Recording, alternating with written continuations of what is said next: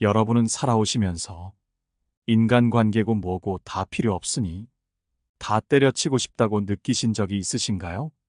너무 힘들어서 기대고 싶은데 나를 위로해주고 안아줄 것이라는 기대와 달리 나를 냉정하게 대하는 사람들을 봤을 때 인간관계 따위 아무 의미 없으니 그냥 혼자 살고 싶다는 생각이 듭니다.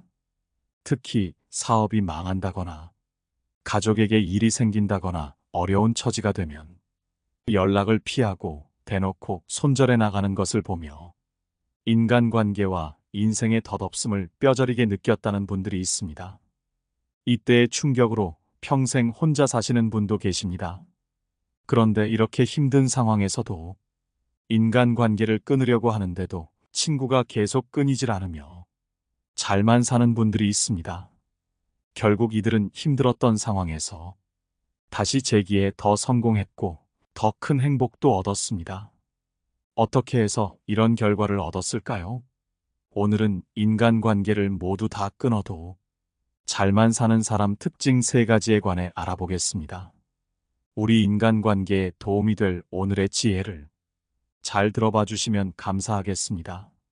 첫 번째, 숨지 않는다.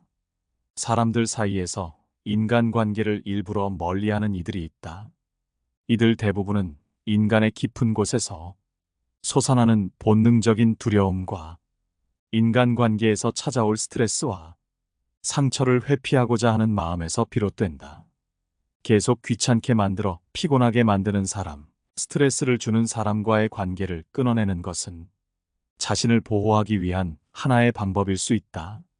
하지만 사람들과 관계를 끊어내려 해도 주변 사람들이 절대 놓아주지 않는 사람이 있다. 이런 사람은 타인에 의해 여전히 그 인간관계의 소중한 한 사람으로 남겨진다.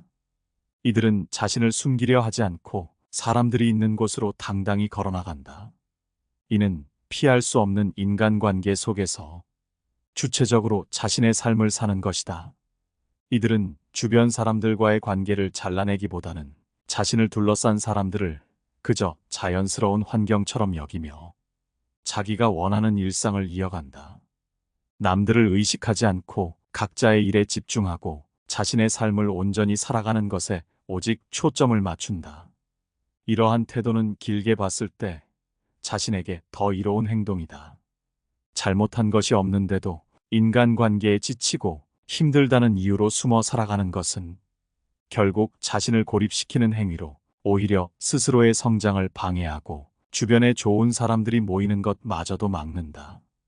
그렇기에 우리는 인간관계에서 함부로 숨어서는 안 된다. 숨기보다는 마주하는 것이 새로운 기회를 마주할 수 있는 길을 열어준다. 그렇기에 끊임없이 자기 자신과 타인과의 관계 속에서 적절한 균형을 찾아가야 한다. 소소한 오해와 갈등은 인간관계에서 피할 수 없는 부분이다. 이런 갈등 때문에 인간관계에서 숨어버린다면 얻어가는 것보다 손해가 더 크다. 이런 상황에서 문제는 이러한 갈등을 어떻게 처리하고 어떻게 자기 자신을 지키면서도 타인과의 관계를 유지할 수 있는가에 있다. 갈등의 원인이 되는 사람에게 스트레스를 받거나 그 사람 때문에 불편함을 느낄 때 가능한 한 그때그때 자신의 생각과 감정을 솔직하게 표현하는 것이 중요하다. 이는 관계 속에서 서로의 명백한 선을 정하고 인간관계의 기본인 존중을 받을 수 있는 것이다. 그러면서 동시에 우리는 남에게 변화를 강요할 수 없다는 것도 인정해야 한다. 주변 사람이 변하지 않을 때 우리는 어떻게 할 것인가? 대부분의 사람들은 그 사람을 비난하거나 인간관계에서 정리하려고 한다. 왜 나는 저 사람을 위해 얘기했는데 바뀌지 않지? 저 사람은 내 말은 듣지도 않아 같은 생각을 하게 된다. 하지만 이것은 양자택일의 문제가 아니라 다양한 상황에서 유연하게 대처해야만 하는 일이다. 경우에 따라 관계를 일정 거리를 두고 유지해야 할 수도, 때로는 그 관계를 완전히 끊어내야 할 수도 있다. 중요한 것은 다른 사람이 변하지 않는 것을 가지고 실망을 하거나 슬퍼할 필요가 없다는 것이다. 인간관계에서 우리는 공동체 속의 구성원으로서 타인과의 연결을 완전히 끊을 수는 없다. 그러나 우리는 인간관계를 어떻게 유지하고 어떻게 끝을 낼 것인지를 스스로 선택할 수 있는 주체이다. 더욱 더 성숙한 인간관계를 위해서는 자신의 선을 명확하게 설정하고 타인의 선을 존중하는 동시에 갈등이나 불편함이 발생했을 때 솔직하게 의사소통하는 태도를 유지하는 것이 필요하다. 이를 통해 우리는 자신에게 진정으로 중요한 관계를 보다 깊고 의미 있는 것으로 발전시킬 수 있다. 두 번째, 주위 사람들 말에 흔들리지 않는다. 인간관계에서는 사회적인 시선이나 다른 사람들의 말에 놀라울 정도로 너무나 쉽게 휘둘리며 이로 인해 본인의 인간관계에 부정적인 영향을 받는 사람이 많이 있다. 특히 이혼과 같은 큰 변화는 개인이 겪는 내면적인 아픔 이상으로도 사회적인 시선에도 크게 영향을 받는 경향이 있다. 과거에는 이혼한 여성에 대한 사회적인 시선이 더욱 가혹했다. 특히 연예인의 경우 이혼이라는 사실이 직업적으로도 큰 타격이 되기도 했다. 그러나 시간이 지나면서 사회는 점점 변화하고 있으며 이혼이라는 사실이 개인의 인격이나 직업적 능력과는 별개임을 인식하기 시작했다. 요즘 우리 주변을 살펴보면 주위 사람들의 말에 흔들리지 않고 자신만의 길을 가는 사람들이 있다. 이들은 사람들에게 욕을 먹는 경우도 있으나 대부분은 기계 있는 사람, 당당한 사람이라는 평가를 받는다. 이들은 자신의 삶을 주체적으로 이끌어가며 실패나 변화를 겪더라도 그것을 교훈으로 삼고 다시 일어서는 법을 안다. 이런 사람들은 대체로 자신의 가치와 행복을 남에게 의존하지 않으며 자신의 가치는 스스로 결정하고 그것을 위해 필요한 인간관계를 선택하고 정리한다. 이혼과 같은 큰 사건을 겪은 이후에도 여전히 삶을 긍정적으로 이끌어 나가는 사람들은 사회적인 시선보다는 자신의 내면과 신념에 더 집중한다. 그들은 부정적인 시선을 뛰어넘어 자신의 삶을 좀 더 밝고 희망적으로 만드는 데 주력한다. 이는 결코 쉬운 일이 아니지만 결국 이런 노력이 자신의 삶을 긍정적으로 변화시키는 원동력이 된다. 모두가 더불어 사는 지금의 세상에서는 사회적 시선이나 주위 사람들의 말이 전혀 영향을 미치지 않는다고 말하기 어렵다. 하지만 중요한 것은 이러한 외부의 요인들에 휘둘리지 않고 자신의 신념과 가치를 지키며 살아가는 것이 더 행복하고 주체적인 삶이라는 것이다. 자신의 삶을 스스로 결정하고 자신이 원하는 방향으로 나아가는 것이야말로 진정한 주체성을 갖는 길이다. 주변 사람들의 말에 휘둘리지 않고 굳건히 자신의 길을 걷는 사람들이 있다. 이런 사람들일수록 주변 사람들은 절대 놔주지 않는다. 특히 어려운 시기나 사회적 시선이 부정적인 상황에서도 자신의 신념을 버리지 않는 이들의 태도는 많은 사람에게 깊은 인상을 남겨준다. 그 중에서도 이혼 후에도 활발하게 활동하는 유명 여배우의 사례는 주목할 만하다. 이 배우는 이혼 후에도 단역을 마다하지 않고 계속해서 연기 활동을 지속하자 주변에서는 왜 이런 일을 하냐, 이혼녀 주제에 뻔뻔하다는 등의 비난을 받았다. 하지만 이런 말도 안 되는 비판적인 목소리에도 불구하고 생계를 위해 연기 활동을 계속했다. 이러한 주변의 부정적인 의견을 무시하고 자신의 길을 걷는 결정은 쉽지 않은 일이었을 것이다. 하지만 결국 묵묵히 자신의 일을 하게 되니 결국 주변 사람들이 절대 놓아주지 않고 계속해서 일을 맡기며 결국 다시 재기에 성공하여 전성기 이상의 인기를 누리게 된다. 이혼을 경험한 사람뿐만 아니라 나이가 들거나 실패를 경험한 사람들 가운데에서도 사회적인 편견에 굴하지 않고 자신의 일에 몰두하여 결국엔 성공적으로 자신의 위치를 만들어내는 이들이 있다. 그들은 문제 있다고 지적받는 영역에서도 자신들만의 길을 탄탄히 닦아나감으로써 많은 사람들의 감탄을 자아냈고 결국에는 인정받는 사람이 됐다. 이러한 사람들의 모습은 어떤 악조건 속에서도 자신의 신념과 의지가 있다면 모든 일이든 할 수 있다는 것을 알려준다. 하지만 모든 사람이 그럴 수는 없다. 모든 사람이 절박한 상황이라 해서 동일하게 행동할 수는 없다. 실제로 어떤 이들은 절박함 속에서도 변화하지 못하고 제자리 걸음을 하기도 한다.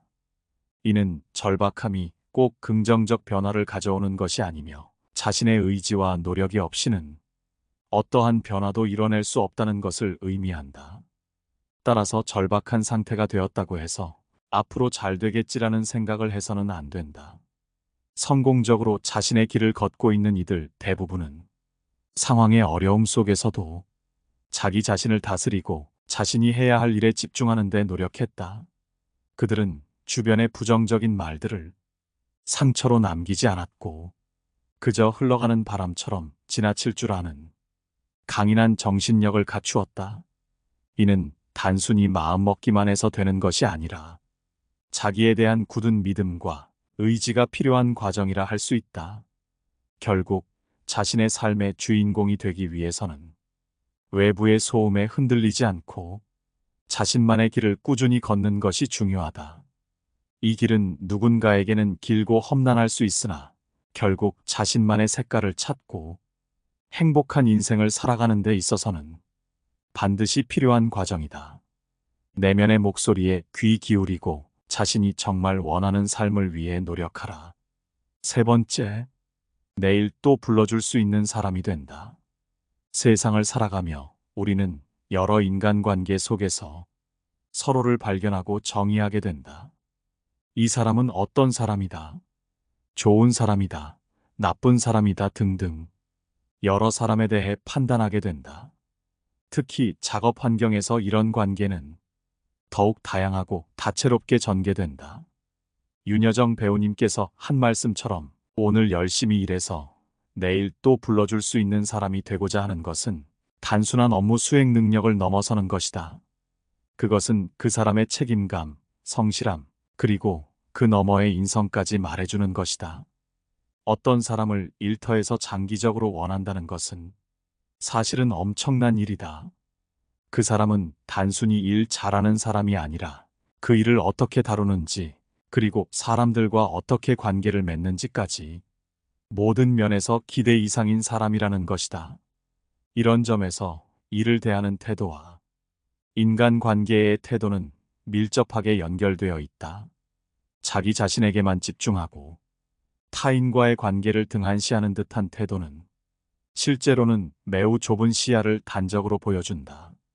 세상과의 관계 속에서 자신의 위치를 확고히 하는 데 있어 진정성과 책임감 있는 태도는 필수적이다. 이러한 자세는 우리가 속한 인간관계와 더 깊은 생각을 공유하고 서로 도와가며 더욱 더 성장할 수 있는 기반을 마련해준다. 이처럼 나날이 변화하는 세계에 적응하고 그 안에서 의미 있는 사람이 되기 위해서는 열린 마음으로 세상을 바라보고 진심 어린 관심으로 내 주변에 있는 사람들과 소통하는 것이 중요하다. 여러 사람을 만나는 그 과정에서 끊임없이 배우고 경험을 쌓으며 자신만의 가치를 찾아가야만 한다. 그렇게 함으로써 우리는 진정으로 또 불러주고 싶은 사람, 즉 다시 만나고 싶은 사람이 될 수 있다. 이런 사람이 된다면 내가 인간관계를 끊고 싶더라도 주변 사람들이 절대 놓아주지 않는다. 귀찮을 수 있지만 남에게 인정받는다는 것은 인간관계에서 굉장한 기쁨이 되기에 귀찮다는 생각도 잠시 그 인간관계로 인해 행복한 나날이 더욱 많아지게 된다. 무엇보다 이러한 모습은 진정으로 성공적인 인생을 살아가는 데 있어 가장 큰 기여를 한다. 일을 하는 데 있어서는 물론 우리의 인간관계 속에서도 항상 긍정적인 마음을 갖게 해준다. 서로를 존중하고 가치를 인정하는 것에서부터 모든 성공적인 관계는 시작된다. 그 과정 속에서 우리는 더 큰 성취를 이루고 더욱 풍부한 삶을 경험할 수 있다. 마지막으로 이러한 태도와 입장은 우리가 직면하는 어려움과 도전을 극복하는 데 있어서도 크나큰 도움이 된다. 성공을 향한 여정은 항상 순탄하지만은 않지만 우리가 가진 긍정적인 관계와 태도는 이를 극복하는 데 있어 중요한 열쇠가 된다. 때문에 일에 대한 책임감과 근면함은 필수적이다. 이러한 태도가 바로 내일을 위한 발판을 마련하고 주변 사람들이 놓아주지 않는 사람이 되는 것임을 명심하라. 주변 사람들이 절대 놓아주지 않는 사람의 특징 3가지를 알아봤습니다. 여러분 곁에 이런 사람이 있나요? 아니면 여러분이 이런 사람인가요? 인간관계가 의미 없다는 분들도 계시고, 인간관계에 집착하시는 분들도 계시고, 인간관계에 대한 관점은 모두가 다릅니다. 저는 굳이 인간관계에 집착하거나 할 필요는 없지만, 그 모든 것이 의미 없는 것은 아니라고 생각합니다. 내 주변에 의미 없는 사람들이 있을 뿐이지, 의미 있는 사람들이 모이고 누군가에게 인정받는다면, 그 인간관계는 행복하고 즐거울 것이기 때문이죠. 여러분의 곁에 있는 인간관계가 항상 행복하고 즐겁고 함께 성장해 나아갈 수 있는 그런 인간관계였으면 좋겠고, 항상 행복한 일들만 가득하시기를 바랍니다. 항상 시청해 주셔서 감사드리며 영상은 이것으로 마치도록 하겠습니다. 항상 달아주시는 소중한 댓글에 감사드립니다. 깨달음의 광장입니다.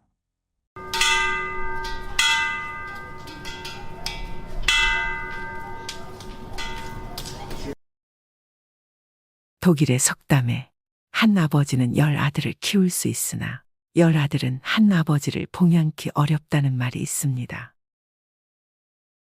자식이 배부르고 따뜻한가를 늘 부모는 묻지만 부모의 배고프고 추운 것은 자식들은 마음에 두지 않습니다. 부모들은 자식이 태어난 순간부터 자식을 위해 평생 희생하고 헌신하며 삽니다. 자식들의 효성이 아무리 지극해도 부모의 사랑에는 미치지 못합니다. 우리는 부모가 짐이 되고 효가 귀찮게만 생각되는 세상에 살고 있습니다. 무자식이 상팔자다라는 말 들어보셨나요? 자식 없는 것이 도리어 걱정 없이 편하다는 말입니다. 옛날에는 어른들이 그냥 농담 삼아 하는 말이거나 어쩌면 자식 없는 사람들을 위로하는 말일 수 있다고 생각했습니다. 하지만 결혼하고 자식 낳고 늙어가면서 점차 그 말의 속뜻을 알 것 같습니다. 요즘 남에게 말 못하는 가슴앓이를 하며 사는 부모들이 너무도 많습니다. 부모가 마음과 다른 말을 하시는 건 자녀가 걱정할까 봐입니다. 자녀가 부모의 그런 말씀을 믿으려 하는 건 부모보다 자신을 먼저 생각해서입니다. 이것이 자식입니다. 나 역시 자녀에겐 그런 부모입니다. 어느 한 할아버지의 사연을 들려드리도록 하겠습니다. 어느 농촌에 노부부가 살고 있었답니다. 공기 좋고 인심 좋고 노부부는 동네 사람들에게 서울 사는 아들 내외 자랑, 공주같이 예쁜 손녀 자랑하면서 아주 행복하게 살고 있었답니다. 하나밖에 없는 아들을 일찍 서울로 유학 보내고 두 부부는 고생하며 학비를 조달하여 대학 졸업시키고 지금은 재벌회사 과장까지 승진하여 강남 아파트에서 명문대학 나온 우아한 아내와 잘 살고 있는 아들은 정말이지 이 부부에겐 크나큰 자랑이었답니다. 아들은 여간 효자가 아니어서 추석이나 설에는 거의 빠지지 않고 제 식구들을 데리고 고향으로 와서 명절을 보내고 올라가곤 했었답니다. 우아한 며느리와 공주 같은 손녀딸을 볼 때마다 노부부는 동네 사람들에게 늘 으쓱대는 기분을 느끼곤 하였죠. 아들 내외는 고향에 내려올 때마다 아버님, 어머님, 시골에서 이렇게 고생하지 마시고 저희와 함께 서울로 가시지요. 저희가 잘 모실게요. 하고 말했답니다. 그럴 때마다 부모님은 아니다. 우리 같은 늙은이가 살면 얼마나 더 산다고. 서울이 다 무해야. 그냥 이렇게 살다가 고향 땅에 묻히련다. 하고 사양했더랍니다. 그렇게 말하면서도 노부부는 언젠가는 서울의 강남에 있는 아파트에서 아들 덕택에 호소하는 자신들의 모습을 상상하며 흐뭇해했더랍니다. 그러다가 노부부 중 할멈이 먼저 세상을 뜨게 되었습니다. 상을 치르는 내내 아들 내외가 어찌나 애통하게 엉엉 우는지 동네 사람들도 모두 가슴이 찡하였답니다. 초상을 치르고 나자 아들 내외는 또다시 간곡하게 청하였답니다. 아버님, 이제 어머님도 가시었으니 어쩌시겠어요?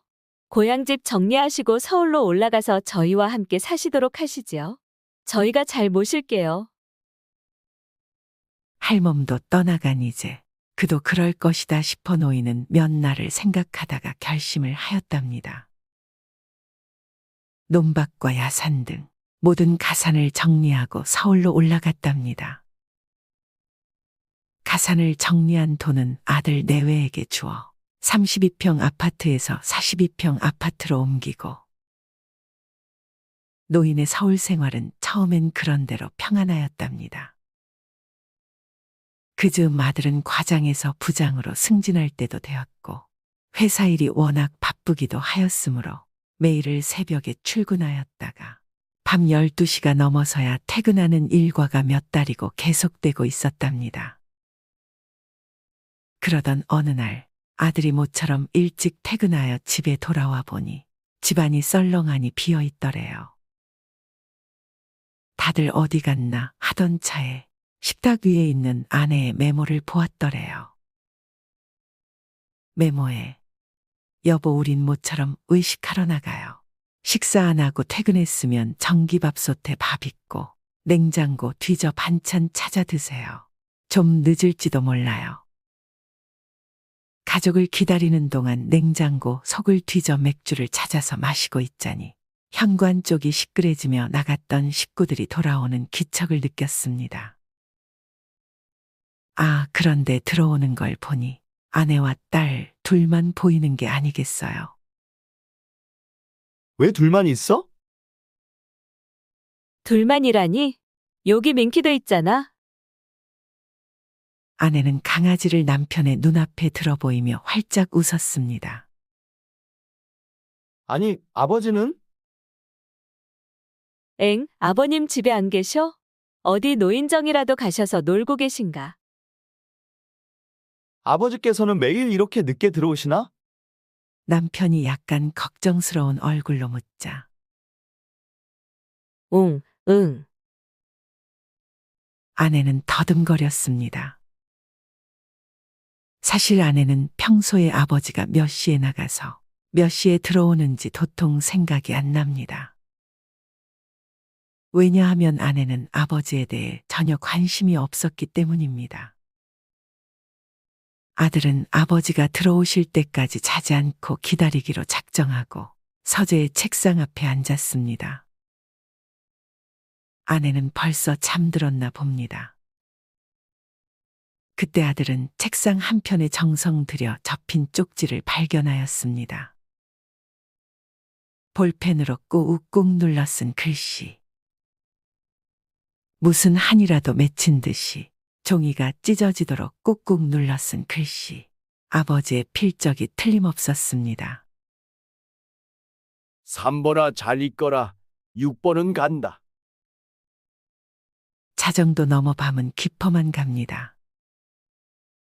노인은 아직도 돌아오지 않고 있습니다.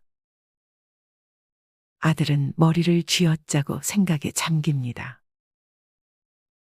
3번아 잘 있거라. 6번은 간다. 이것이 무슨 뜻일까? 이 시간까지 아버지가 귀가 안 하신 걸 보면 가출하신 것이 틀림없는 것 같은데. 아들은 아버지의 방에 들어가 보았습니다. 평소에 햇볕이 잘 드는 방이 아니어서 그런지 자정 넘은 오밤중이긴 하지만 왠지 우중충하다는 느낌이 드는 방이었습니다. 이쪽 벽에서 저쪽 벽으로 빨랫줄이 쳐져 있었습니다. 빨랫줄에는 양말 3켤레, 팬티 2장과 러닝셔츠 2벌이 걸려 있었습니다. 아마 아버지 것이겠지요. 방 한편에는 어린 딸의 옷장이 놓여 있었습니다. 어린 딸이 이제 그만 지겨워한다고 옷장을 더 예쁜 것으로 바꿔주고 나서 아마 이 헌 옷장을 아버지 몫으로 돌린 모양입니다. 옷장 위에는 어머니의 사진이 놓여 있습니다. 참으로 착하디 착한 얼굴입니다. 상 치를 때 영정으로 사용하던 사진입니다. 방구석에 소반이 있었습니다. 소반 위에는 멸치볶음, 쇠고기 장조림, 신김치 등 뚜껑 있는 보시기가 몇 개 있었고 마시다가 반 병 정도 남아있는 소주병이 있었습니다. 아, 아버지 아들도 있고 며느리도 있고 손녀딸도 있는데 아버지는 그동안 이 골방에서 홀로 식사를 하고 계셨던가요? 아, 아버지, 며느리도 있고 세탁기도 있는데 아버지는 팬티와 러닝을 손수 빨고 이 방에서 손수 말리고 계셨던가요? 아들은 무언가 자신의 가슴을 후벼 파고 싶은 자괴감에 눈물을 흘렸습니다. 날이 뿌옇게 밝아오자 아들은 아파트 주변을 샅샅이 뒤지며 혹시나 아버지가 어디선가 밤을 지새운 흔적이 있는가 살펴보았습니다. 그리고 파출소에 가서는 가출을 신고하였습니다. 고향의 이장 어른에게도 전화를 걸어보았습니다. 그러나 아버지의 흔적은 찾을 길이 없었습니다. 3번이 잘 있거라, 6번은 간다. 이 암호를 우선 풀어야 아버지를 찾을 수 있을 것 같은 마음에 아들은 조바심을 쳤습니다. 직장 동료, 상사, 대학 동창 등 현명하다는 사람은 다 찾아 이 암호를 풀려고 노력했으나 아무도 그 암호를 푸는 사람이 없었습니다. 몇 날 며칠이 지났습니다. 아들은 이제 부장 진급이고 뭐고 아무 생각 없고 오로지 아버지 생각만 하였습니다. 어느 날 저녁 술 한 잔에 애잔한 마음을 달래고 퇴근하는 길이었습니다. 자네 김아묵의 영감 자제가 아니던가? 아파트 입구에서 어떤 영감님이 아들을 불러 세웠습니다. 아, 예? 그런데 어르신은 누구십니까? 응, 난 김영감 친굴세. 근데 요즘 왜 김영감이 안 뵈네? 그리고 자넨 왜 그리 안색이 안 좋은가? 그래서 아들은 약간 창피하긴 했지만 아버지께서 가출한 얘기를 간단히 들려주었습니다. 그리고 그 영감님에게 이제는 유서가 되다시피 한 그 암호문을 내밀며 이게 도대체 무슨 뜻인가 물어보았습니다. 영감님은 그 쪽지를 한동안 보더니 돌려주며 말했습니다. 허, 자네 이것이 무슨 뜻인지 모르겠다고. 이 사람아, 김영감이 늘 얘기하곤 했지. 우리 집에서는 며느리가 제일 위고, 두 번째는 손녀딸이고 3번이 아들이라고 했지. 4번은 강아지 민키고, 5번은 가정부라 했네. 그리고 김영감 자신은 아무짝에도 쓸모없는 6번이라 하고는 한숨 짓곤 하였지. 그렇게 쉬운 것도 자네는 풀지 못하나? 아들은 그만 눈물을 주르륵 흘리고 말았습니다. 아, 아버지 죄송합니다. 어찌 아버지가 6번입니까? 1번, 아니 0번이죠. 돌아서는 아들의 등 뒤로 영감님이 한마디 했습니다. 고향엔 면목 없고 창피해서 안 가셨을 거야. 집 근처에도 없을 거고. 내일부터 서울역 지하철부터 찾아보자고. 네 함께 가줌세. 아버지 여러분은 지금 몇 번입니까? 아버지를 모시고 있는 아버지 여러분. 당신은 몇 번이며 당신의 아버지는 몇 번입니까? 이 사연을 읽으면서 마음이 아파 참 많이 울었습니다. 오늘 읽어드린 사연으로 부모님에 대한 그리움과 사랑을 느낄 수 있는 시간이 되었으면 좋겠습니다. 부모님에게 조금만 더 관심을 가져주세요. 아프신 데는 없으세요? 부모님의 몸 상태 변화를 잘 관찰하세요. 식사를 잘 씹으시는지, 허리가 더 굽은 것은 아닌지, 지속적인 통증이 있으신 건 아닌지, 말기가 어두워진 것은 아닌지, 잘 하시던 일이 최근 들어 어려워하시지는 않은지, 설령 문제 해결이 어렵더라도 자녀의 관심은 따뜻한 위로가 됩니다. 또 나이가 들면 죽어야지 이렇게 말씀하시는데 연세가 많은 부모님도 죽음은 무섭습니다. 죽음은 나이와 상관없이 누구나 무섭습니다. 가끔 전화해서 엄마라고 불러주세요. 이러나 저러나 자녀의 목소리를 들어야 안심하시는 것이 부모니까요. 마지막으로 제가 가장 좋아하는 글을 소개해드리고 마무리하겠습니다. 아버지는 울 장소가 없어 슬픈 사람입니다. 아버지란 누구인가? 아버지란 기분이 좋을 때 헛기침을 하고 겁날 때 너털 웃음을 웃는 사람이다. 아버지란 자기가 기대한 만큼 아들, 딸의 학교 성적이 좋지 않을 때 괜찮아, 괜찮아 하면서도 속으로는 몹시 화가 나는 사람이다. 아버지의 마음은 먹칠을 한 유리로 되어 있다. 그래서 잘 깨지기도 하면서 속은 잘 보이지 않는다.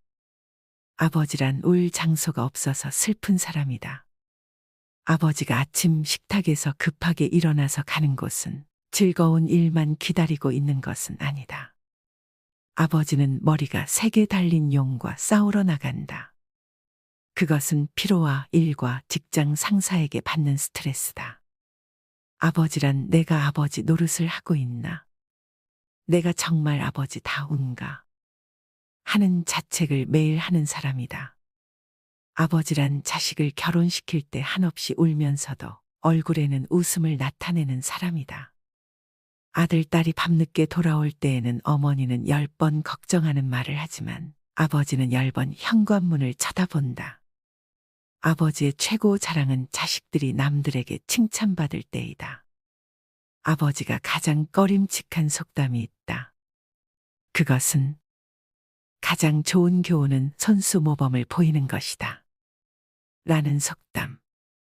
아버지는 늘 자식들한테 그럴듯한 교훈을 하면서도 정작 자신이 모범을 보이지 못하기 때문에 이 점에 있어서 미안하게 생각도 하고 남 모르는 콤플렉스도 가지고 있다.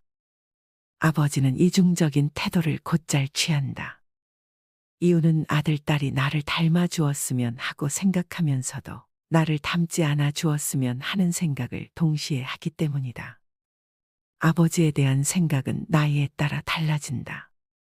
그러나 그대가 지금 몇 살이든 아버지에 대한 현재의 생각이 최종적이라고 생각하지 말라. 일반적으로 나이에 따라 변하는 아버지의 인상은 4살 때 아빠는 무엇이나 할 수 있다. 7살 때 아빠는 아는 것이 정말 많다. 8세 때 아빠와 선생님 중 누가 더 높을까? 12세 때 아빠는 모르는 것이 많다. 14세 때 우리 아버지는요 3대 차이가 나요. 25세 때 아버지를 이해하기는 하지만 기성세대는 같습니다. 30세 때 아버지의 의견도 일리가 있죠. 40세 때 여보 이 일을 결정하기 전에 아버지의 의견을 들어봅시다. 50세 때 아버님은 훌륭한 분이셨어. 60세 때 아버지께서 살아계셨다면 꼭 조언을 들었을 텐데 아버지란 돌아가신 뒤에도 두고두고 그 말씀이 생각나는 사람이다. 아버지란 돌아가신 후에야 보고 싶은 사람이다. 아버지는 결코 무관심한 사람이 아니다. 아버지가 무관심한 것처럼 보이는 것은 체면과 자존심과 미안함 같은 것이 어우러져서 그 마음을 쉽게 나타내지 못하기 때문이다. 아버지의 웃음은 어머니의 웃음보다 2배쯤 농도가 진하다. 울음은 10배쯤 될 것이다. 아들, 딸들은 아버지의 수입이 적은 것이나 지위가 높지 못한 것에 대하여 불만이 있지만 아버지는 그런 마음에 속으로만 온다. 아버지는 가정에서 어른 인체해야 하지만 친한 친구나 마음이 통하는 사람을 만나면 소년이 된다. 아버지는 어머니 앞에서 기도는 안 하지만 혼자 차를 운전하면서는 큰 소리로 기도도 하고 누구인가에게 의지한다. 어머니의 가슴은 봄과 여름을 왔다 갔다 하지만 아버지의 가슴은 가을과 겨울을 오고 간다. 부모가 되고 나이가 들다 보면 어린 시절에 부모에게 불효했던 것을 뒤늦게 깨닫고 마음 아파한다. 나도 그러했기에 자식이 나를 서운하게 하는 일이 있다 해도 이해하려 한다. 아쉬움과 후회 속에서 살아가는 것이 인생이니까. 때가 되면 식물들은 꽃과 잎을 떨굴 준비를 한다. 꽃은 세상을 아름답고 향기롭게 꾸미고 벌과 나비에게 꿀을 주고 다음 세대의 번식을 위해 열매를 맺은 후에는 떨구어 대지를 향한다. 잎도 줄기의 작용인지 아니면 잎이 알아서 떨어지는 것인지는 알 수 없으나 가을이 되면 낙엽이 된다. 식물들이 때를 알아 꽃이나 단풍으로 마지막을 예쁘게 장식하고 떨어지듯 우리도 인생의 끄트머리에 있는 때를 미리 생각하며 아름다운 마무리가 될 수 있게 준비하는 것은 어떨까?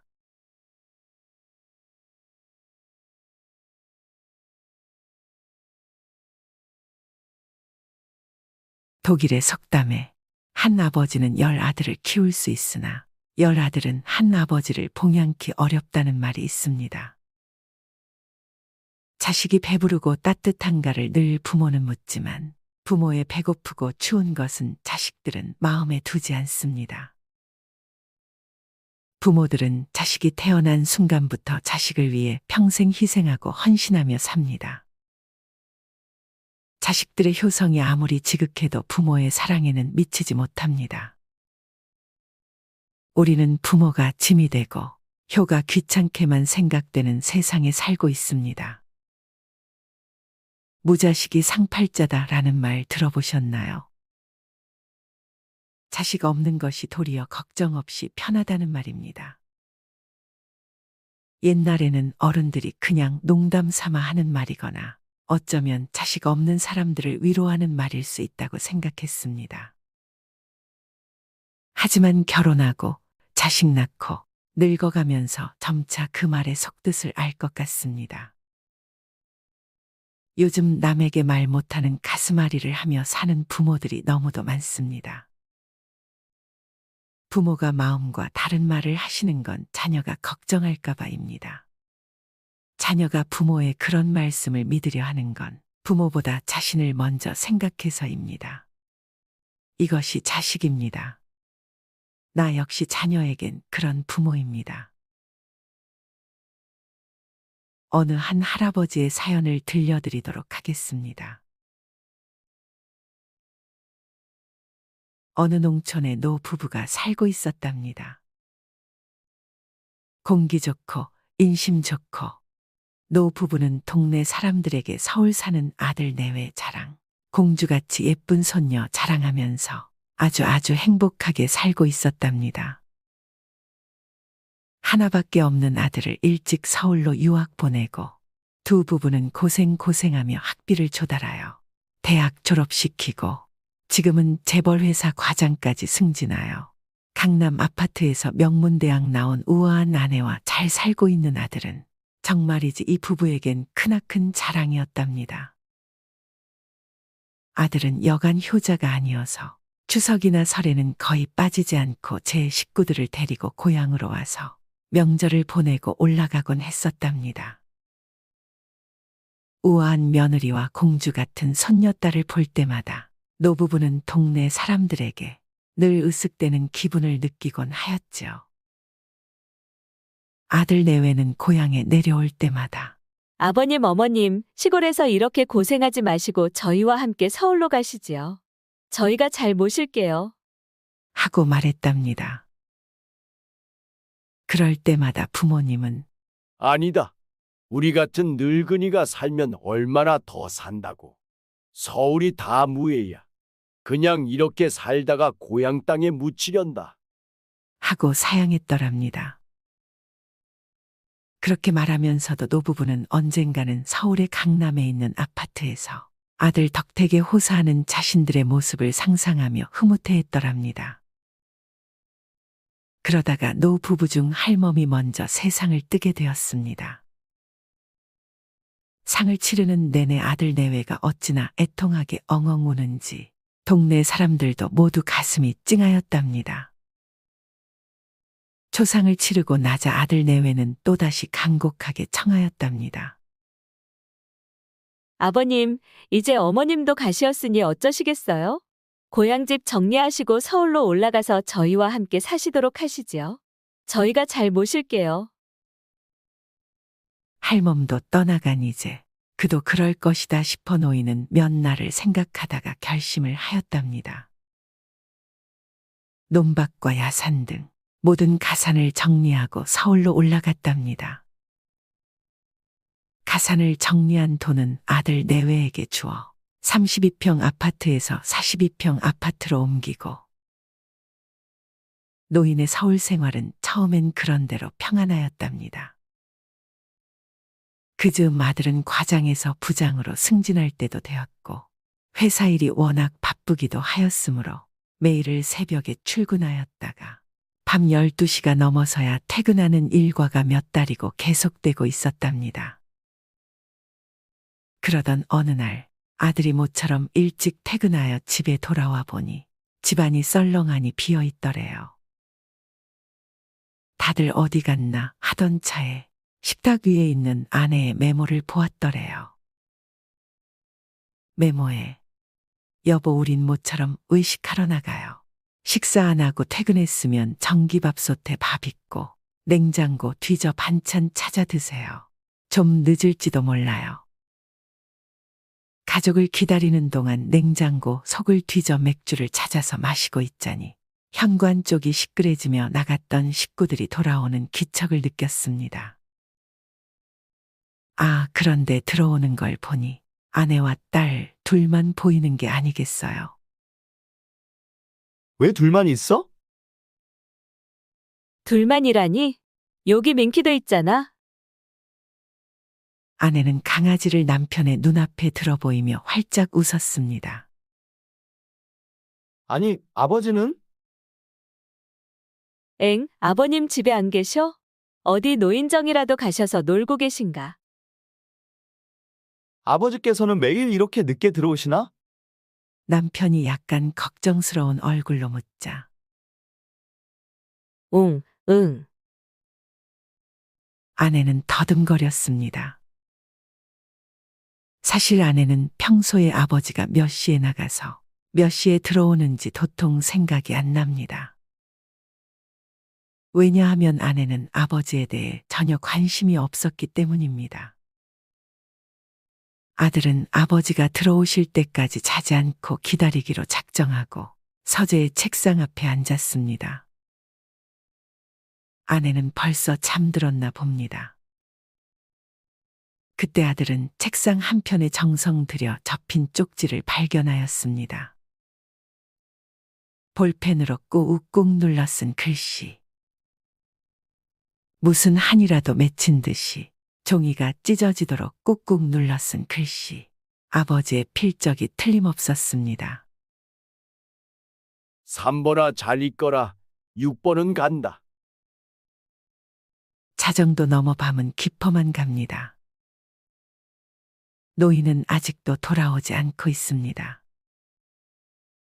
아들은 머리를 쥐어짜고 생각에 잠깁니다.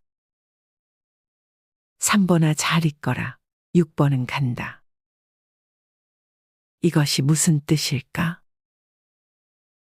이 시간까지 아버지가 귀가 안 하신 걸 보면 가출하신 것이 틀림없는 것 같은데.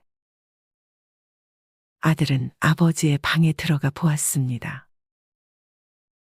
평소에 햇볕이 잘 드는 방이 아니어서 그런지 자정 넘은 오밤중이긴 하지만 왠지 우중충하다는 느낌이 드는 방이었습니다.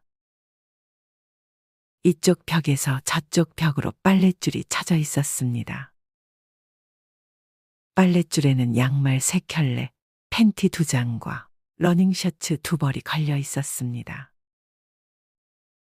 아마 아버지 것이겠지요. 방 한편에는 어린 딸의 옷장이 놓여 있었습니다. 어린 딸이 이제 그만 지겨워한다고 옷장을 더 예쁜 것으로 바꿔주고 나서 아마 이 헌 옷장을 아버지 몫으로 돌린 모양입니다. 옷장 위에는 어머니의 사진이 놓여 있습니다. 참으로 착하디 착한 얼굴입니다. 상 치를 때 영정으로 사용하던 사진입니다. 방구석에 소반이 있었습니다. 소반 위에는 멸치 볶음, 쇠고기 장조림, 신김치 등 뚜껑 있는 보시기가 몇 개 있었고 마시다가 반 병 정도 남아있는 소주병이 있었습니다. 아, 아버지 아들도 있고 며느리도 있고 손녀딸도 있는데 아버지는 그동안 이 골방에서 홀로 식사를 하고 계셨던가요? 아, 아버지, 며느리도 있고 세탁기도 있는데 아버지는 팬티와 러닝을 손수 빨고 이 방에서 손수 말리고 계셨던가요? 아들은 무언가 자신의 가슴을 후벼 파고 싶은 자괴감에 눈물을 흘렸습니다. 날이 뿌옇게 밝아오자 아들은 아파트 주변을 샅샅이 뒤지며 혹시나 아버지가 어디선가 밤을 지새운 흔적이 있는가 살펴보았습니다. 그리고 파출소에 가서는 가출을 신고하였습니다. 고향의 이장 어른에게도 전화를 걸어보았습니다. 그러나 아버지의 흔적은 찾을 길이 없었습니다. 3번이 잘 있거라, 6번은 간다. 이 암호를 우선 풀어야 아버지를 찾을 수 있을 것 같은 마음에 아들은 조바심을 쳤습니다. 직장 동료, 상사, 대학 동창 등 현명하다는 사람은 다 찾아 이 암호를 풀려고 노력했으나 아무도 그 암호를 푸는 사람이 없었습니다. 몇 날 며칠이 지났습니다. 아들은 이제 부장 진급이고 뭐고 아무 생각 없고 오로지 아버지 생각만 하였습니다. 어느 날 저녁 술 한 잔에 애잔한 마음을 달래고 퇴근하는 길이었습니다. 자네 김아묵의 영감 자제가 아니던가? 아파트 입구에서 어떤 영감님이 아들을 불러 세웠습니다. 아, 예? 그런데 어르신은 누구십니까? 응, 난 김영감 친굴세. 근데 요즘 왜 김영감이 안 뵈네? 그리고 자넨 왜 그리 안색이 안 좋은가? 그래서 아들은 약간 창피하긴 했지만 아버지께서 가출한 얘기를 간단히 들려주었습니다. 그리고 그 영감님에게 이제는 유서가 되다시피 한 그 암호문을 내밀며 이게 도대체 무슨 뜻인가 물어보았습니다. 영감님은 그 쪽지를 한동안 보더니 돌려주며 말했습니다. 허, 자네 이것이 무슨 뜻인지 모르겠다고. 이 사람아, 김영감이 늘 얘기하곤 했지. 우리 집에서는 며느리가 제일 위고 두 번째는 손녀딸이고 3번이 아들이라고 했지. 4번은 강아지 민키고 5번은 가정부라 했네. 그리고 김영감 자신은 아무짝에도 쓸모없는 6번이라 하고는 한숨 짓곤 하였지. 그렇게 쉬운 것도 자네는 풀지 못하나? 아들은 그만 눈물을 주르륵 흘리고 말았습니다. 아, 아버지 죄송합니다. 어찌 아버지가 6번입니까? 1번, 아니 0번이죠. 돌아서는 아들의 등 뒤로 영감님이 한마디 했습니다. 고향엔 면목 없고 창피해서 안 가셨을 거야. 집 근처에도 없을 거고. 내일부터 서울역 지하철부터 찾아보자고. 네 함께 가줌세. 아버지 여러분은 지금 몇 번입니까? 아버지를 모시고 있는 아버지 여러분. 당신은 몇 번이며 당신의 아버지는 몇 번입니까? 이 사연을 읽으면서 마음이 아파 참 많이 울었습니다. 오늘 읽어드린 사연으로 부모님에 대한 그리움과 사랑을 느낄 수 있는 시간이 되었으면 좋겠습니다.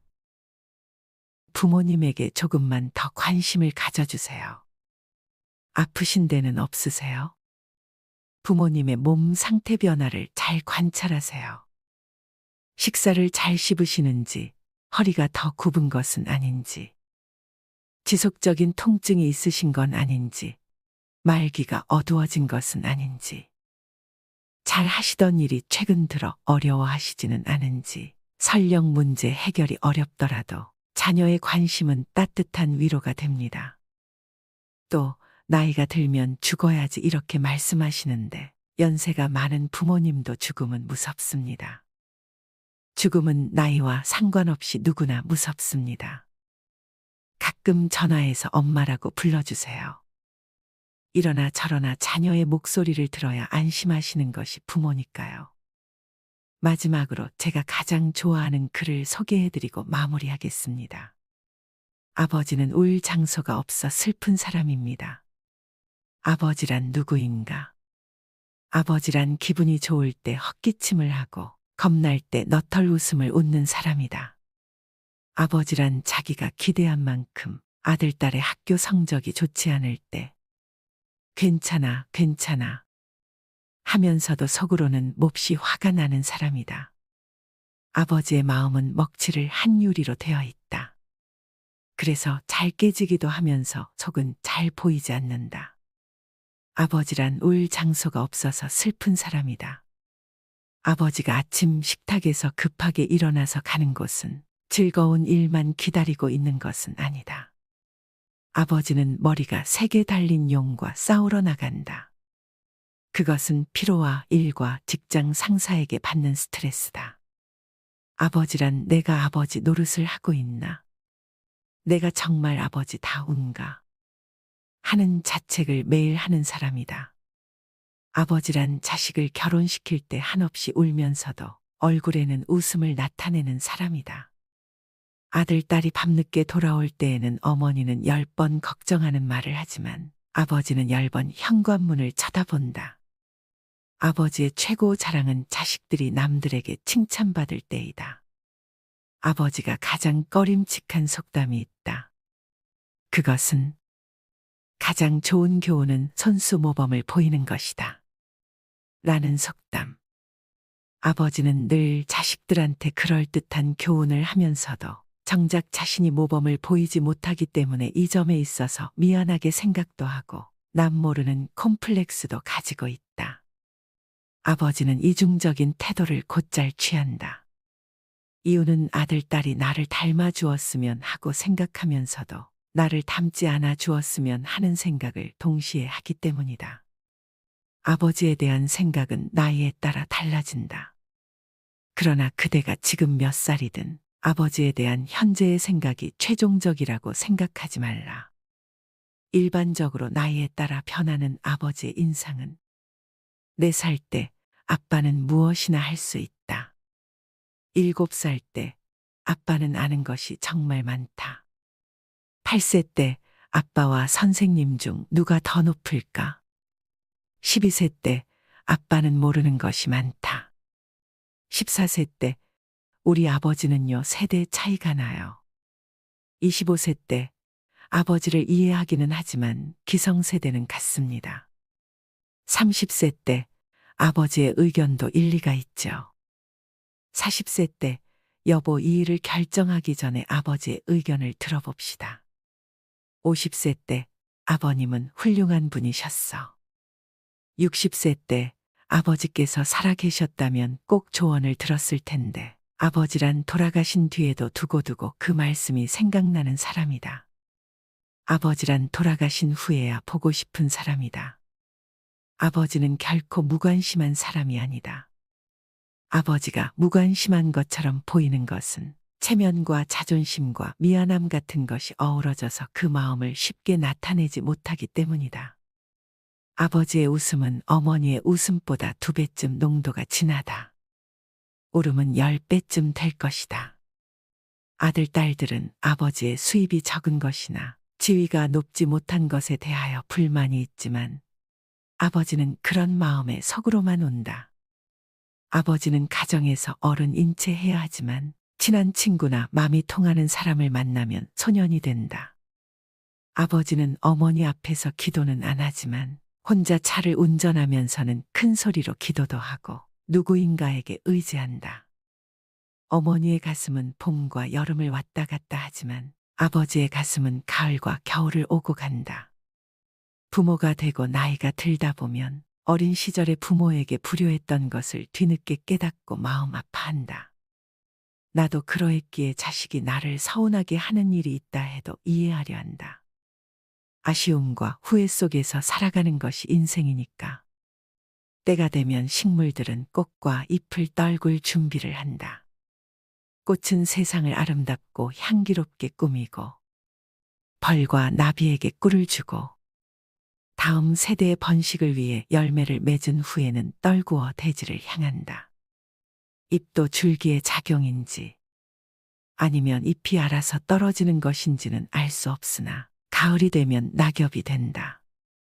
식물들이 때를 알아 꽃이나 단풍으로 마지막을 예쁘게 장식하고 떨어지듯 우리도 인생의 끄트머리에 있는 때를 미리 생각하며 아름다운 마무리가 될 수 있게 준비하는 것은 어떨까?